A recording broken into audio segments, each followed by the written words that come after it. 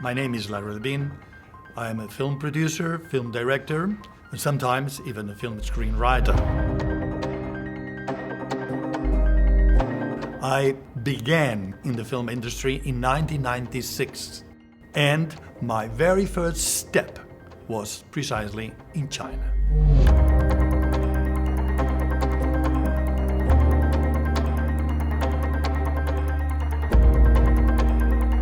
Dragon Keeper is a very nice story, but it's everything about the destiny of a girl.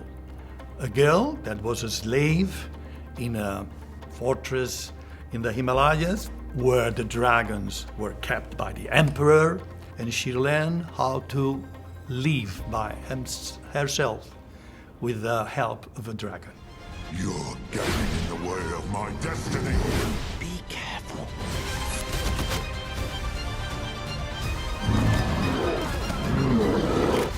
The production of the film has been long, 6 years, and that was because of the pandemic.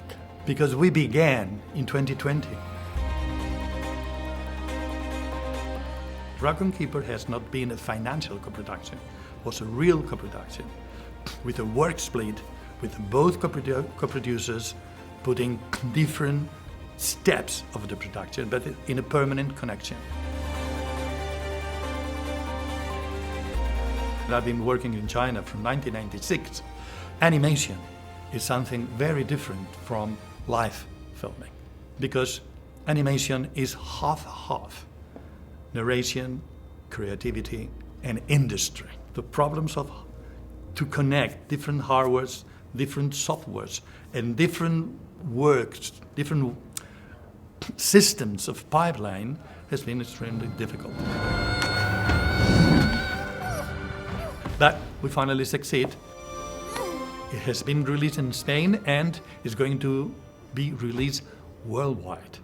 Actually, up to now, has been released in more than 20 countries, and in every one of them, except one, has been in the top 3 in the release week, including in Spain, that we've been in the top, we've been the number 2. So the reception worldwide has been terrific. I always been working in the teams that been half and half, European and Chinese. You get not only the experience of knowing each other, but you have a better result. You have an idea, you have preconceptions, you have to exchange.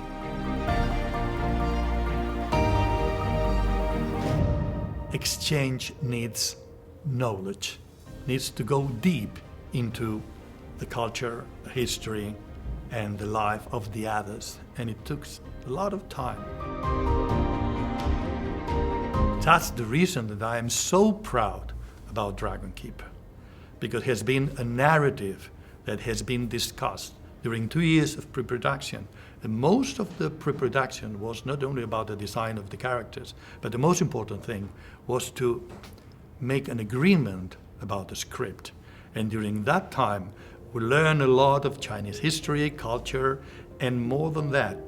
In Dragon Keeper, even the smallest detail in the props are exactly accurate about the Han period. After being there filming from 1996, I have experienced all the changes, most especially in the rural areas, the second tier and third tier cities.